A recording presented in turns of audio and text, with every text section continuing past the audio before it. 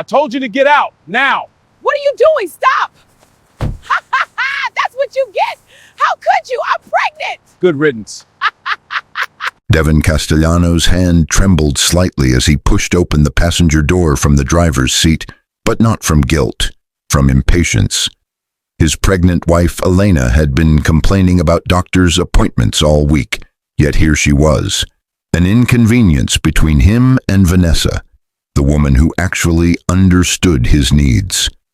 "Get out," he said, voice flat as asphalt, while his mother, Patricia, adjusted her pearls in the back seat and added, "It's about time you learned your place, girl."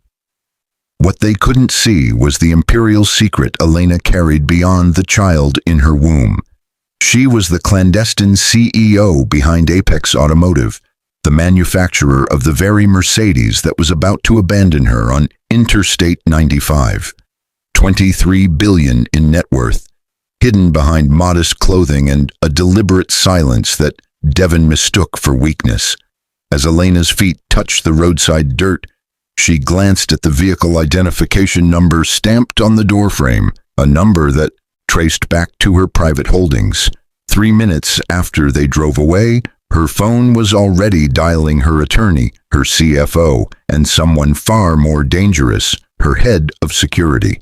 How does a woman with unlimited resources respond when publicly humiliated by the two people who should have protected her? What happens when a man kicks out the very person who owns his entire existence? And what would you do if you discovered too late that you'd just destroyed your own life? Dear viewers, through this compelling story, you'll discover essential lessons about respect in relationships, the consequences of treating people as disposable, and why appearances can be devastatingly deceiving. You'll learn about patience as a strategic weapon, how true power operates in silence, and why humility matters regardless of your status. This tale will show you how betrayal plants the seeds of its own destruction and how justice sometimes wears the face of karma. After watching, please share in the comments what lesson struck you most powerfully and what you would have done if you were in Elena's shoes. Would you forgive or would you fight back? Subscribe now for more stories that combine entertainment with life-changing wisdom. The argument had started over something trivial, a forgotten anniversary dinner reservation, but like all truly destructive moments, it was never really about the surface issue. Elena Castellano sat in the passenger seat of the midnight blue Mercedes S-Class, her hand resting protectively on her 7-month pregnant belly, feeling their daughter kick against her palm as if sensing the tension crackling through the vehicle's leather interior. The dashboard clock read 9:47 p.m., but the numbers felt meaningless compared to the 3 years of marriage that were disintegrating with each passing mile. Devon's jaw was set in that familiar way that meant he'd already made his decision, but Elena had learned to recognize the signs too late. His phone had been buzzing incessantly for the past 20 minutes, the name Vanessa lighting up the screen with the persistence of someone who expected to be prioritized. Each vibration felt like another nail in the coffin of their relationship. Yet Elena had remained silent, watching the Philadelphia skyline fade behind them as they drove along Interstate 95, heading toward what she'd thought was their home in the suburbs.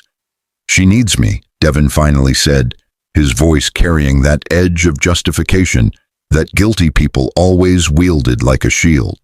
Her car broke down outside the Meridian Hotel, and she's been waiting for over an hour. Elena turned slowly to face her husband, studying the man she'd married in a courthouse ceremony 3 years ago before the pregnancy, before the cracks had started showing in his carefully constructed facade of devotion. "And what exactly am I supposed to do?" she asked quietly, though she already knew the answer from the way his fingers had tightened on the steering wheel. From the back seat, Patricia Castellano leaned forward with the energy of someone who'd been waiting for this exact moment. Devon's mother had been visiting for 2 weeks, a visit that had stretched Elena's patience to its absolute limit and had spent every available moment poisoning her son against his wife with suggestions delivered like benedictions. "Oh, for heaven's sake, Elena, stop being so needy," Patricia said, her voice dripping with practiced disdain. "Devon has responsibilities beyond catering to your every whim. Perhaps if you'd maintained your figure and your attitude, he wouldn't need to look elsewhere for appreciation." The words landed like physical blows, but Elena had trained herself over months of Patricia's visits to absorb cruelty without flinching. What they didn't know, what nobody except her late father's lawyer and a select circle of executives knew, was that Elena Martinez Castellano wasn't the struggling receptionist she'd been when Devon met her. 6 months after their wedding, her father, Antonio Martinez, had died suddenly of a heart attack, leaving her the sole heir to Apex Automotive, a manufacturing empire he'd built over 40 years from a single garage in Detroit to a global powerhouse with 17 factories across 3 continents. The inheritance had come with conditions attached by her father's final wishes: remain anonymous for 3 years to test the character of those around her, to see who loved her for herself rather than her wealth. She'd honored that wish perfectly, living modestly in their rented townhouse, working a fabricated receptionist job at a dental office, watching and waiting to see if Devon's love was genuine. Tonight had delivered her answer with brutal clarity. Devon pulled the Mercedes onto the highway shoulder, gravel crunching under tires that bore the Apex logo he'd never bothered to research. The rain had started, light drops that would soon become a downpour, and Elena watched them streak across the windshield, like tears the universe was crying on her behalf. Her husband reached across her swollen belly, across their unborn daughter, and unlocked the passenger door with a decisive click that sounded like a judge's gavel. "Get out," Devon said flatly, not even meeting her eyes. "I'll send an Uber to pick you up in 20 minutes. Vanessa needs me now, and I'm not going to keep her waiting because you want to have another one of your emotional episodes." Patricia clapped her hands together from the back seat, the sound sharp and celebratory. Finally, you're showing some backbone, son. Your father would be proud. A man doesn't let anyone, especially not some girl he rescued from poverty, dictate his priorities." Elena sat motionless for 3 heartbeats, feeling the rain begin to intensify, feeling her daughter kick again, as if protesting this betrayal from inside the womb. She glanced at the door frame where the vehicle identification number was stamped, a 17-digit code that ultimately traced back to her private holdings through a labyrinth of shell corporations. Then she looked at the rearview mirror, catching Patricia's triumphant smirk, and finally at Devon's profile, so certain of his power, so completely unaware that he was dismantling his entire existence. "All right," Elena said softly, reaching for the door handle. "I'll get out. Do I have your approval to proceed to Scene 2?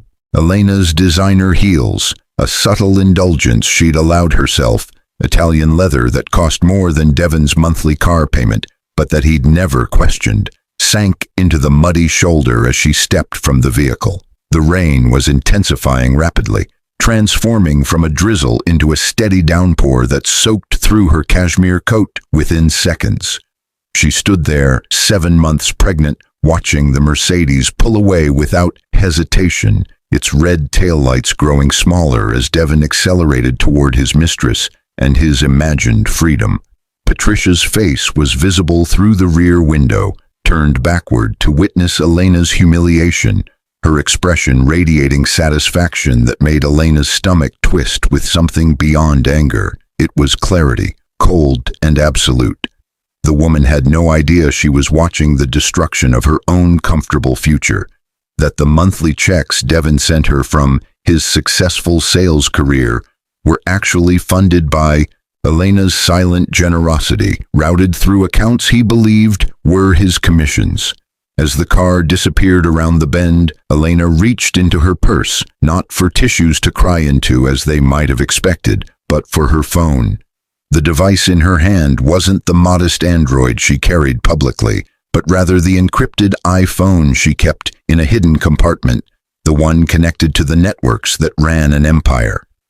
Her fingers moved with practiced precision despite the cold rain streaming down her face, dialing 3 numbers in rapid succession. The first call connected before the second ring. "Thomas, it's Elena. I need you to execute Protocol 7 immediately." Her attorney's sharp intake of breath was audible even over the highway traffic rushing past. Protocol 7 was the nuclear option they'd designed 18 months ago, when Devon's late-night work meetings had first begun, a comprehensive legal strategy that would dismantle her husband's life with surgical precision. "Are you certain?" Thomas Brennan asked, his voice carrying 30 years of legal experience and genuine concern for his late friend's daughter. "Once we initiate, there's no walking it back. Everything gets exposed." Elena watched a truck spray water across the shoulder where she stood, feeling the cold seep through to her bones, but finding strange comfort in the discomfort. It was clarifying, real in a way her marriage had never been. He just kicked his pregnant wife out of a car to pick up his mistress, while his mother cheered him on. "Thomas, I'm standing on Interstate 95 in a thunderstorm. Yes, I'm certain." "Consider it done. I'll have the papers filed by midnight. He'll be served at his office tomorrow morning." Thomas paused, then added with barely restrained fury, "Your father would have destroyed him for this." "My father isn't here," Elena replied quietly, "but I am, and I learned from the best." "Second, patch me through to Rachel." The line clicked and connected to Rachel Chen, her CFO and the only person besides Thomas who knew the full scope of Elena's holdings. "I saw the GPS alert from your phone," Rachel said immediately, her voice tight with controlled anger. "I've already dispatched James with the car. He'll be there in 4 minutes. What else do you need?" Elena smiled despite the rain, despite everything, because this was what real loyalty looked like. Not the performance Devon had delivered for 3 years, but genuine concern backed by immediate action. "Pull every financial thread connecting Devon to anything that touches our empire. The dealership where he works? We own 40% through the Meridian Holdings subsidiary, his mother's condo in Boca Raton. Our real estate division holds the mortgage through a third party, his country club membership. We're the primary investor in that property. I want everything called in, every favor revoked, every door we opened for him slammed shut." "With pleasure," Rachel said, and Elena could hear the rapid typing that meant her CFO was already executing commands that would ripple through Devon's life like an earthquake. "But Elena, there's something you should know. We've been monitoring Vanessa Pritchard as a precautionary measure after the affair became apparent. She's not just his mistress. She's been feeding him information, trying to get details about your family and any potential assets. We believe she targeted him deliberately." The revelation should have hurt more, but Elena felt only a strange sense of vindication. Of course, Vanessa wasn't random chance. Gold diggers could smell money even when it was hidden, and she'd somehow sensed that Devon's modest lifestyle masked something larger. She just hadn't realized the scope of her miscalculation. Does Devon know she's using him? Not even slightly. He thinks she's a pharmaceutical sales rep who genuinely loves him. The irony is almost beautiful. Rachel's voice carried dark amusement. "What do you want us to do about her?" Elena thought about that for a moment, watching headlights approach through the rain. James arriving with her actual car, the bulletproof Range Rover she kept for security purposes. "Nothing yet. Let them have their moment together. By tomorrow morning, when Devon realizes what he's lost, having Vanessa there will make his devastation so much more complete. She'll abandon him the moment the money disappears, and he'll understand exactly how transactional his true love really was." "Poetic," Rachel agreed. "I'll have preliminary reports ready by 6 a.m. Every asset, every connection, every thread we're about to cut." The Range Rover pulled up, and James, her head of security, former Secret Service, built like a linebacker but with the mind of a chess master, stepped out with an umbrella, his face carefully neutral but his eyes betraying controlled fury at seeing his employer stranded like discarded trash. "Ma'am," he said simply, opening the rear door, the interior warm and dry and representing everything Devon had just thrown away without knowing it. "Third call," Elena said to Rachel before ending. "Get me Michael Torres." "You're head of security? Elena, what are you planning?" "Nothing illegal," Elena assured her, sliding into the Range Rover's leather interior, her soaked clothes immediately dampening the seat, but the heated warmth enveloping her like an embrace.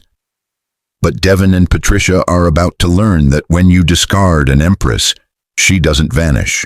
She reminds you exactly who holds the power, and sometimes the reminder needs to be memorable." Devon Castellano felt invincible as he pulled into the circular driveway of the Meridian Hotel, his mother's praise still ringing in his ears like a validation he'd craved his entire life. "You did the right thing, son," Patricia had said, at least 5 times during the 20-minute drive, each repetition reinforcing his decision until the guilt he'd initially felt had evaporated completely. "A man has to put himself first sometimes. Your father taught me that, and look how successful he was."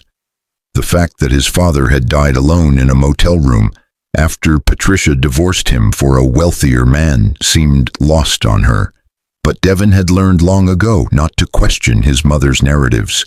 She rewrote history with the confidence of someone who'd never been held accountable, and he'd inherited that same selective memory, that same ability to justify anything that served his immediate desires. Vanessa stood under the hotel's grand entrance awning, looking devastating, in a red dress that had definitely not been designed for someone with car trouble. Her dark hair was perfectly styled, her makeup flawless, and as Devon pulled up, she smiled with the kind of warmth Elena hadn't shown him in months, though if he'd been honest with himself, he would have admitted that Elena's warmth had disappeared around the same time his late-night emergencies had begun. "My hero?" Vanessa purred as she slid into the passenger seat, bringing with her a cloud of expensive perfume that filled the car's interior. She leaned over to kiss his cheek, then noticed Patricia in the back seat, and her smile shifted slightly, becoming more calculated. "Mrs. Castellano, what a surprise! I didn't realize you were joining us tonight." "Last-minute change of plans," Patricia said with a knowing smile. "Devon had to make a difficult choice, and I'm pleased to say he chose correctly. We dropped off his wife so we could properly enjoy the evening, without all her pregnancy dramatics." Something flickered across Vanessa's face. Surprise, perhaps, or concern. But it vanished so quickly Devon convinced himself he'd imagined it. "Well," she said carefully, "I appreciate you coming to get me. My car really did break down, and the tow truck won't be here for another hour." Devon reached over and squeezed her hand, feeling the warmth of her skin and the validation of her presence. This was what he deserved, a woman who appreciated him, who didn't complain about his work schedule or guilt him about spending time with his mother. Elena had become so demanding lately, always wanting to talk about their future and honest communication, when all he wanted was peace and admiration. Vanessa provided both without requiring the exhausting emotional labor Elena constantly demanded. "Where should we go?" he asked, already imagining the upscale restaurant downtown where he could be seen with Vanessa, where colleagues might notice and envy him this upgrade from his pregnant, frumpy wife. The thought should have triggered shame, but instead it sparked something like pride. He was 34 years old, successful in his career as senior sales director at Premier Motors, and he refused to be trapped in a marriage that felt like a cage just because of one moment of carelessness that had resulted in pregnancy. "Actually," Vanessa said, pulling out her phone and frowning at the screen, "I need to make a quick call. Do you mind pulling over for just a moment? It's work-related, somewhat urgent." Devon pulled into a gas station parking lot, watching as Vanessa stepped out of the car and walked several feet away, her voice too low to hear, but her body language suggesting an intense conversation. In the back seat, Patricia leaned forward with conspiracy in her voice. "She's beautiful, Devon. Much more suitable than Elena ever was. That girl you married, I never understood what you saw in her. No family connections, no refinement, just a receptionist with delusions of adequacy."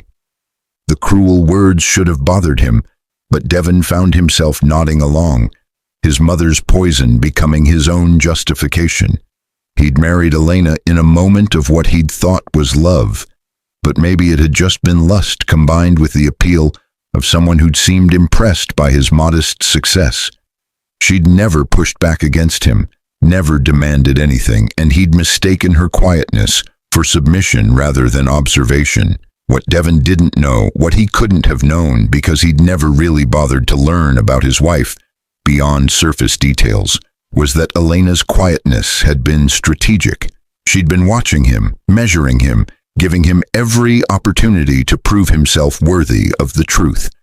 And he'd failed spectacularly, repeatedly, until tonight's final test had revealed exactly who he was beneath the performance of a devoted husband.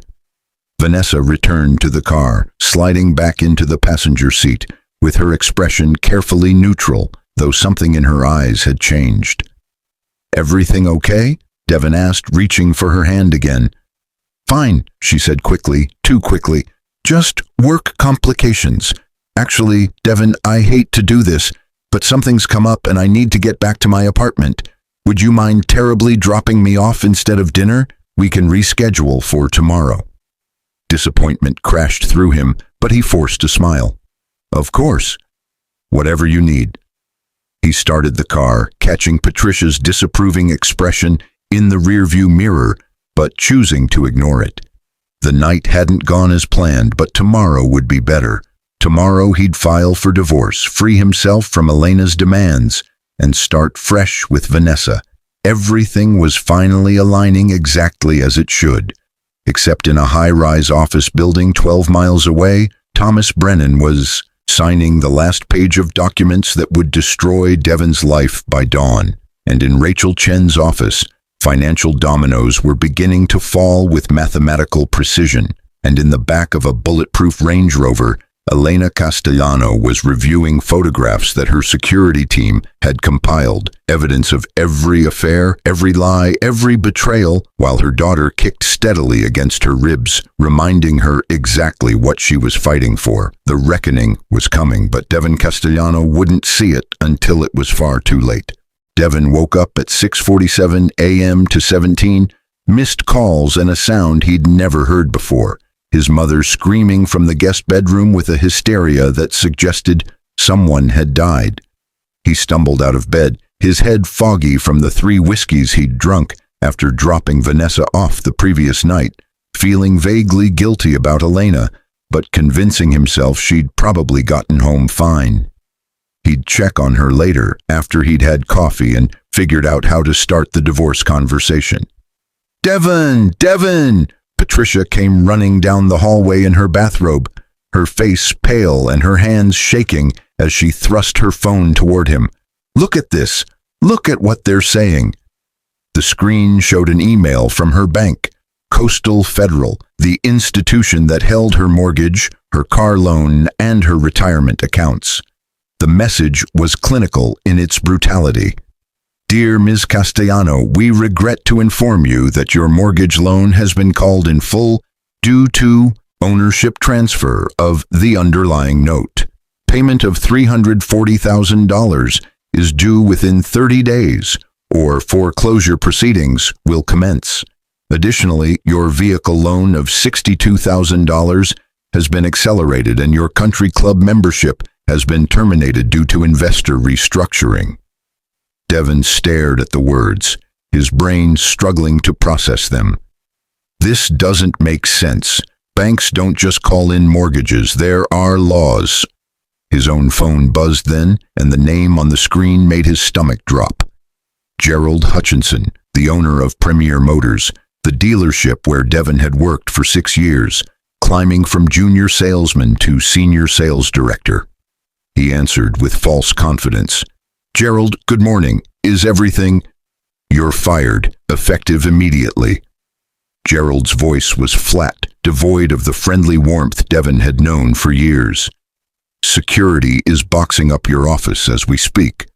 Your company car needs to be returned to the dealership by noon today, and your final paycheck will be mailed minus the advance commissions we're clawing back. Don't bother coming in. Your access badge has been deactivated." "What? Gerald, you can't just— What did I do? Is this about taking yesterday afternoon off?" Devon's voice rose with panic, the ground shifting beneath him in ways he couldn't comprehend. "This isn't a discussion, Devon. New ownership directives came down this morning. Apparently, our primary investor has concerns about your character and specifically requested your termination. Given that they own 43% of this dealership, their requests aren't really requests. Goodbye." The line went dead.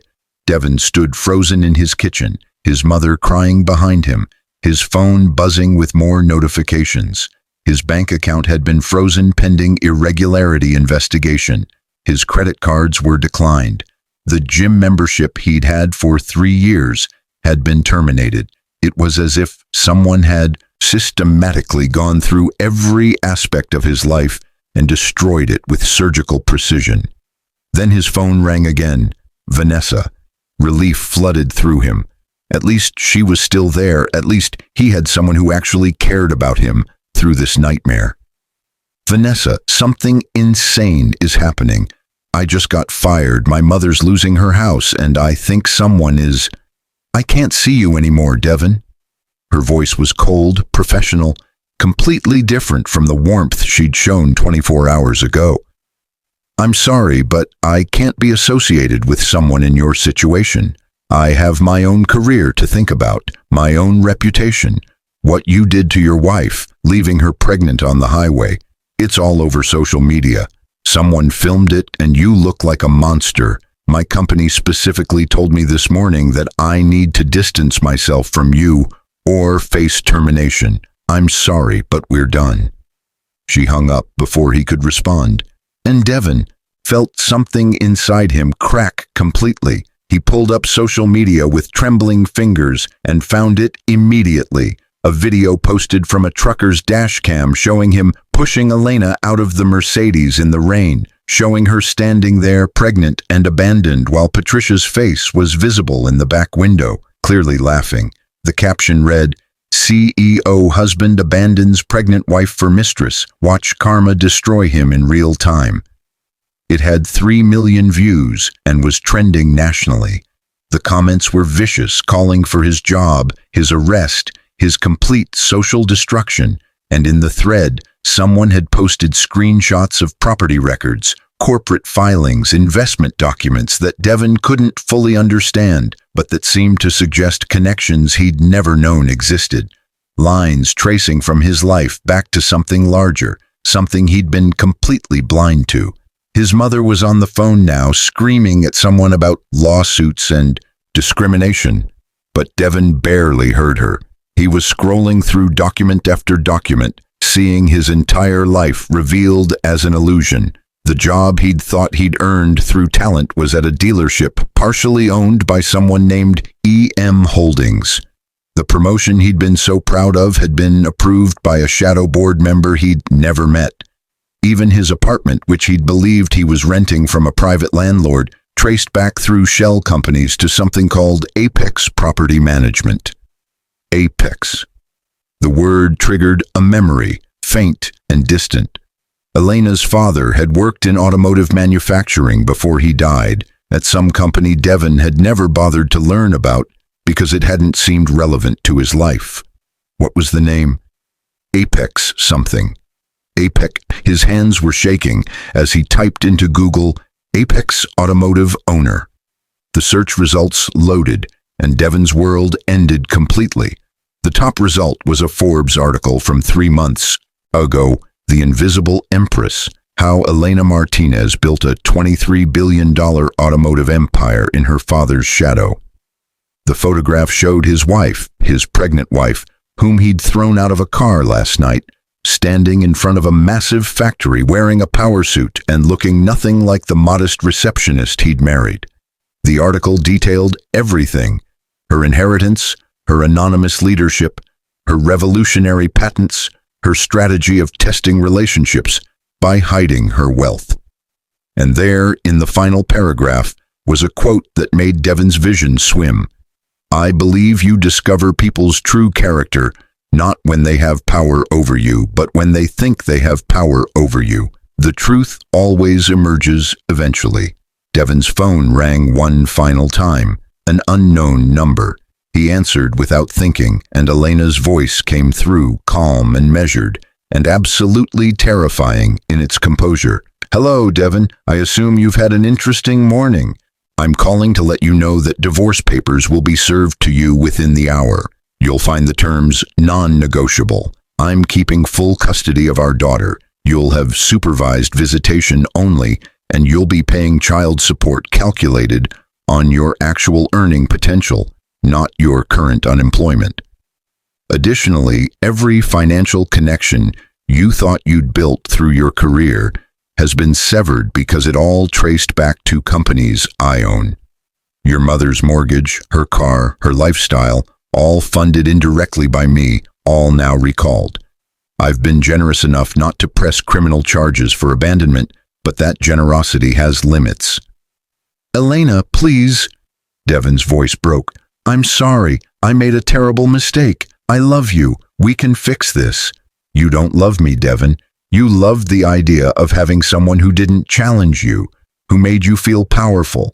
But here's what you never understood. I was never weak. I was patient. I was testing you, and you failed so completely that even I'm surprised by the depths of your cruelty." Her voice softened slightly, becoming almost sad. "You kicked your pregnant wife out of a car that she manufactured to pick up a mistress who was using you for information, while your mother, who I'd been supporting financially for 2 years, celebrated my humiliation. And now you're devastated because you're facing consequences. That's not love, Devon. That's just regret that you're no longer comfortable." "What do you want from me?" he whispered, tears streaming down his face as his mother collapsed onto the couch behind him, her own sobs echoing through their small apartment, an apartment they'd have to vacate within 60 days. "I don't want anything from you anymore," Elena said simply. "I wanted a husband who would love me regardless of my wealth, who would protect me when I was vulnerable, who would defend me against cruelty. You showed me exactly who you are, and I'm grateful for the clarity. Raise our daughter to be better than you were. That's all I ask. Goodbye, Devon." The line went dead, and Devon stood in the wreckage of his life, understanding too late that he'd thrown away an empire to chase fool's gold, that he'd abandoned a queen to serve a pretender, and that some mistakes are so profound that no amount of regret can ever repair them. His mother was still crying, but Devon couldn't comfort her.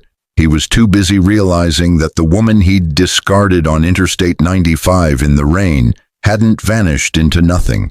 She'd simply stepped back into the throne he'd never known she occupied, and from that height, his destruction had been effortless. The devastation was absolute, and it had all been delivered by his own hand. Dear viewers, you've just experienced a powerful story about hidden identity, respect, and the catastrophic consequences of cruelty. What lessons did you take from Elena's patience and Devon's downfall? Would you have revealed your identity immediately, or waited as Elena did? How do you balance forgiveness with accountability when betrayed by those closest to you? Drop your thoughts in the comments below. We'd love to hear what you would have done differently if you were in Elena's position. Subscribe now for more compelling stories that entertain while teaching valuable life lessons about character, dignity, and the price of treating people as disposable.